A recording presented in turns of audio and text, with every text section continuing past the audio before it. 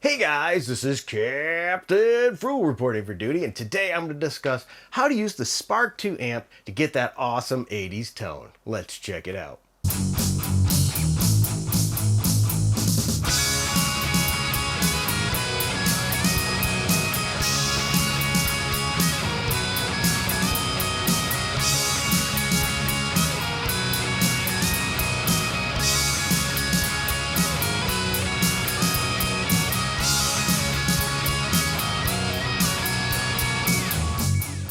Alright guys, so first, just so we make sure we get this clear, not every 80s tone is going to be the same, and actually the tone we're doing on this particular video is late 80s, around 88 to 92. Now you're going, wait a minute, you just said 80s, but if you notice, if you look into history, that's considered those early 90s were part of that kind of sound before the grunge era really hit. Now part of the thing you need to do to get this 80s tone is you got to make sure you have a guitar with a nice hot humbucking pickup in the bridge position. That's essential. The goal, what we're going to do is to boost this amp that we're going to use hot enough that it's going to be able to do pinch harmonics on every string all the way down. That's a goal to really make this thing rip.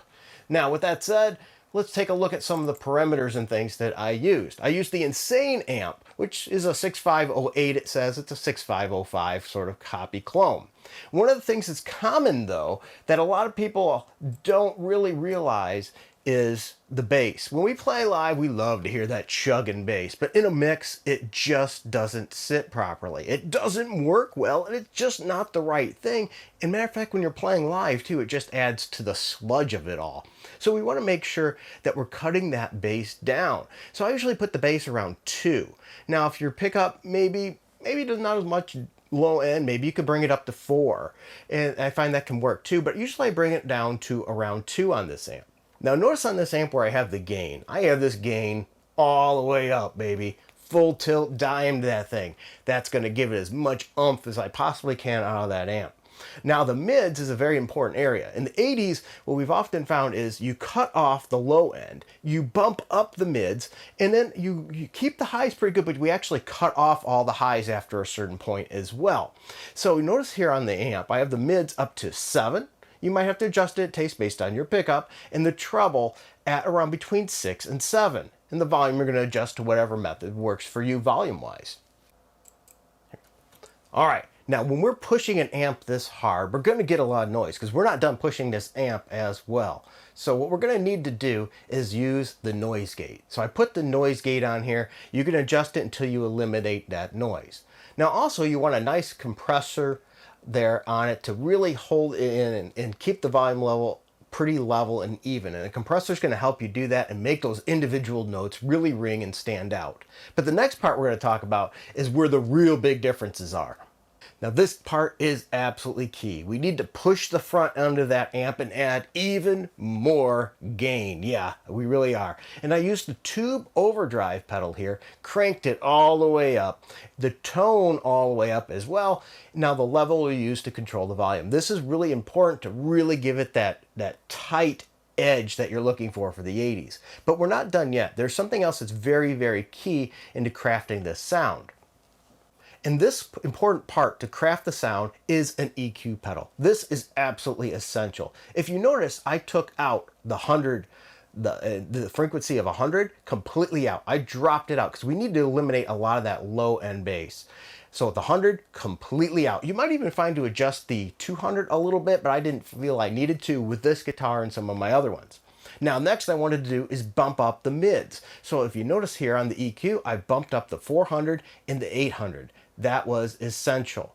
Now, when you're actually recording and things, you're gonna go and probably take after like 10, 15K and just cut that off, but this pedal doesn't have those frequencies, so I didn't need to do adjustments there. The goal here was to cut off the bass and boost the mids. Now the next part is going to based on your taste. And I used a delay pedal because, well, I probably like delay more than I should. So the delay I chose was just this digital delay here. I tend to like 200 milliseconds to 50 milliseconds range there. But as I said with me, I love delay probably more than I should. Delay, in my opinion, is absolutely amazing to cut through with those solos. I absolutely love it, and it really can thicken up your rhythms. Now, it could be too much and overpower it based on what your needs are, so use it if you need to. And the last one I want to talk about is reverb. Now, reverb is something I think that you might not need in most cases here. And once again, if you want to add that, you might want to take out the delay, use the reverb for a track, or if you're me, maybe add both. But I don't use a lot of reverb. I'm a big delay guy, not as much reverb. But when I do use reverb, it's maybe on a solo to really make it, just have that punch. And I like using this positive grid reflection reverb. As you see here in my settings, pretty standard, close to what they had it set at right off the rip, and a lot of the settings that you could start with this particular ambient guitar style of tone. But if you do that, you should have a lot of variations. You'll have the rhythm style if you take off the reverb and delay that usually fits well for that 80s, late 80s, early 90s. You want to rip roar a nice solo that punches through. You could kick on that delay and reverb, or just one or the other, to whatever fits your taste the most. Either way, that allowed me to develop a really nice sound that rips through that 80s oomph that I really like, that Van Halen early 90s sound that I tend to love, and you might too.